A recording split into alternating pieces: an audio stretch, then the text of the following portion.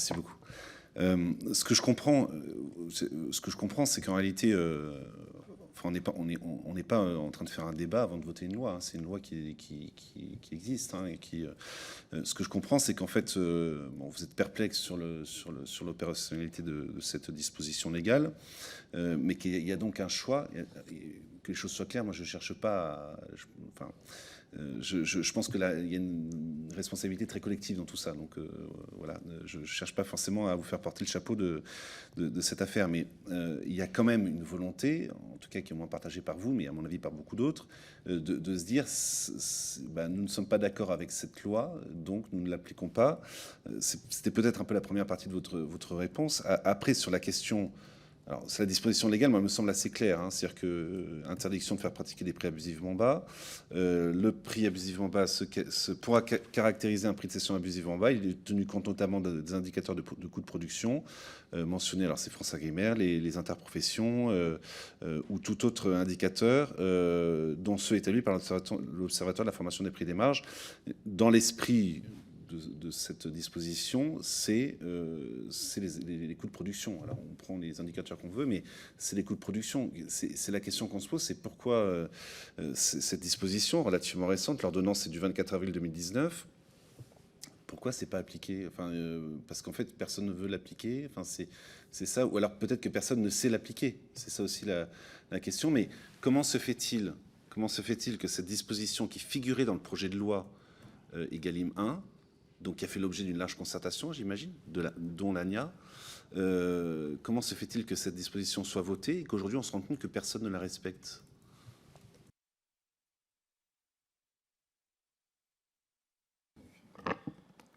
Non, aujourd'hui, alors sans rentrer peut-être dans le détail de cette disposition que vous citez, aujourd'hui, il y a des discussions. Les lois, le cadre Egalim a permis des évolutions tangibles en termes d'avancée, de la contractualisation amont entre l'agriculteur et son premier acheteur, notamment sur la base d'indicateurs de coûts de revient définis dans un cadre interprofessionnel. Et c'est une bonne chose. L'ANIA soutient en fait, je veux dire, ce dispositif, ce cadre Egalim et plus largement la sanctuarisation de la matière première agricole dans les négociations. Après, je vous précise les limites que nous pouvons avoir aujourd'hui dans certaines filières sur la définition de ce coût de revient moyen à l'échelle d'une interprofession, compte tenu des écarts que l'on constate et qui sont de plus en plus importants dans le coût de revient des exploitations agricoles. Comme d'ailleurs, nous, on a des écarts importants dans le coût de revient de notre industrie. Donc il y a des débats dans le cadre d'interprofession sur le niveau de ce prix de référence. En revanche, je pense qu'on est d'accord sur le constat qu'il faut pouvoir rémunérer la matière première agricole à un niveau permettant la juste rémunération du producteur. Attention cependant à ne pas obliger, ou en tout cas fixer le prix des achats pour un industriel sur la base de coûts de revient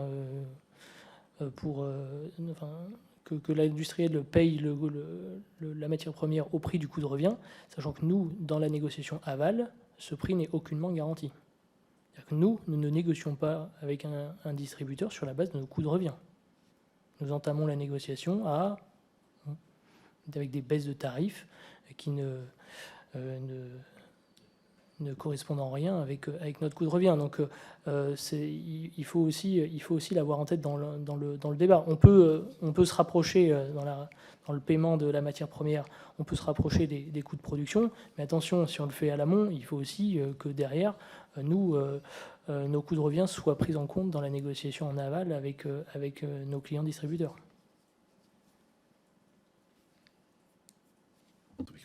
Merci beaucoup. Alors, je tiens à préciser quand même, nous avons auditionné l'UNEL, qui nous a précisé que dans les contrats qui étaient passés, il n'y a pas seulement les coûts les indicateurs de coûts de revient. Il y a aussi des indicateurs de coûts de marché, ce qui n'est pas prévu on auditionnera Lactalis, donc on aura l'occasion de leur poser la question, mais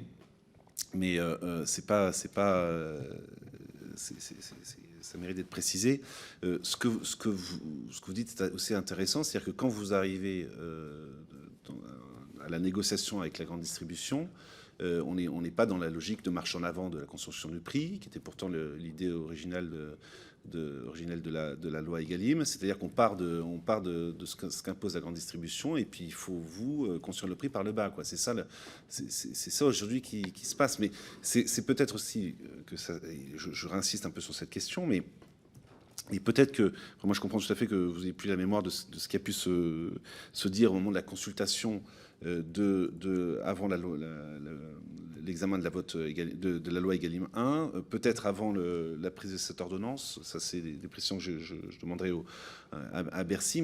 Et donc, vous pourrez nous répondre par une contribution par la suite. Mais comment se fait-il que cette disposition, qui était quand même relativement révolutionnaire, on va dire, n'ait pas fait l'objet Enfin, la question, c'est est-ce qu'elle a fait l'objet de remarques de votre part sur ce que vous dites, les difficultés de fixer des indicateurs, votre accord avec ce principe. Voilà, on a l'impression que cette disposition, elle est passée à 4 heures du matin dans un hémicycle qui était vide, personne n'était au courant, et surtout, peut-être encore plus grave, c'est qu'aujourd'hui, et c'est là où moi j'alerte un peu quand même, c'est que 4 ans après, on se rend compte que cette disposition qui est dans le droit n'est pas appliquée. Elle est même... Enfin, il faut dire les choses comme elles sont. Elle n'est pas connue des acteurs économiques, avec derrière un contentieux qui quand même pourrait être important, parce que vous avez 2 négociants qui passent devant le tribunal de commerce et qui doivent rattraper les différences de prix sur plusieurs contrats passés entre 2019 et la plainte de ce viticulteur. Mais ces 2 négociants, notamment si cette décision est confirmée définitivement, elle va ouvrir la voie à un contentieux qui sera énorme et qui va mettre en péril une grande partie du secteur de l'industrie agroalimentaire. Pas seulement les négociants de Bordeaux, mais aussi les entreprises que vous représentez. Et moi, ce que je pense que ce qui est important dans cette commission d'enquête, c'est comment on peut expliquer qu'on en soit arrivé là. Enfin, comment se fait-il que l'article 17 de la loi Egalim 1 soit passé inaperçu et figure aujourd'hui dans le droit avec un contentieux considérable qui puisse avoir derrière. Mais je crois, monsieur le rapporteur, que vous avez presque la réponse à votre question. La manière que nous, on a de vous répondre, c'est que sans doute le côté opérationnel de cet article, qui sans doute a été, comme d'autres d'ailleurs, vous avez cité une phrase, comment se fait-il que la loi n'est pas appliquée ? Il y a souvent en France, malheureusement, il y a des lois qui ne sont pas appliquées et qu'on va s'empresser de remplacer par des nouvelles lois au lieu de simplement faire appliquer.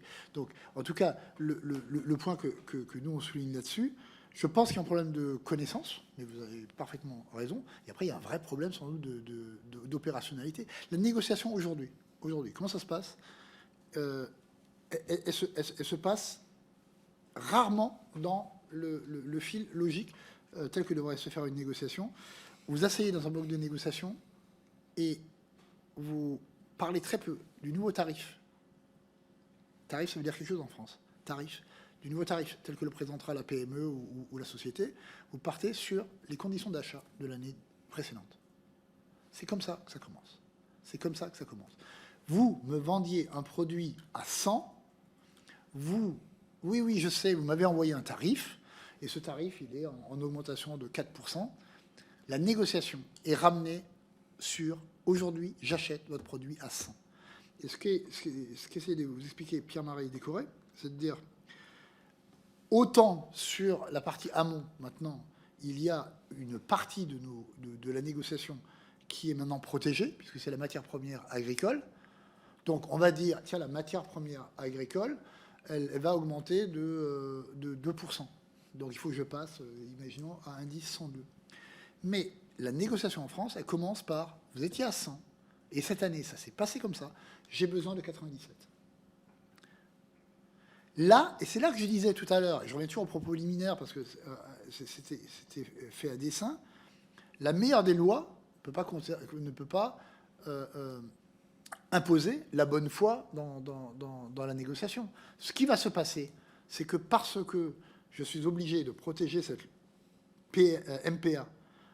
Officiellement, on va passer à 102, ce qui nous permet à nous d'ailleurs d'acheter à un niveau 102, et à ce moment-là, le le fournisseur de produits transformés, enfin la première transformation, nous en général, ou directement l'agriculteur, sera rémunéré. Mais pour autant, monsieur le rapporteur, ça ne vous garantit pas que derrière, nous, on négocie en termes de coût de revient. Pas du tout. Et l'an dernier, personne n'a parlé. Alors, personne n'a parlé d'augmentation de salaire, alors que le SMIC a augmenté. L'énergie a été prise en compte partiellement. On a pris en compte, à la fin, il faut quand même le reconnaître, 100% des MPA, pour simplifier, 100% de l'augmentation des matières premières agricoles aura en définitive été pris en compte. Et de ce point de vue, on peut dire, tiens, voilà un vrai acquis des Galim, bravo. Après, il ne faut pas penser qu'on a passé l'ensemble des coûts, tant et si bien que les derniers sondages qu'on avait sur la fin des négociations faisaient que sur une moyenne de nos adhérents, il y avait des demandes d'augmentation de l'ordre de 4% et que l'atterrissage s'est fait aux alentours entre 0 et 1. C'est 0 et 1. Si les chiffres de 4 sont vrais et si l'atterrissage est vrai, la différence est encore de la perte de marge. Voilà. Donc c'est pour ça que c'est compliqué d'utiliser un indicateur ou une notion telle que vous l'évoquez de prix abusivement bas. Quel est le domaine de référence, quoi.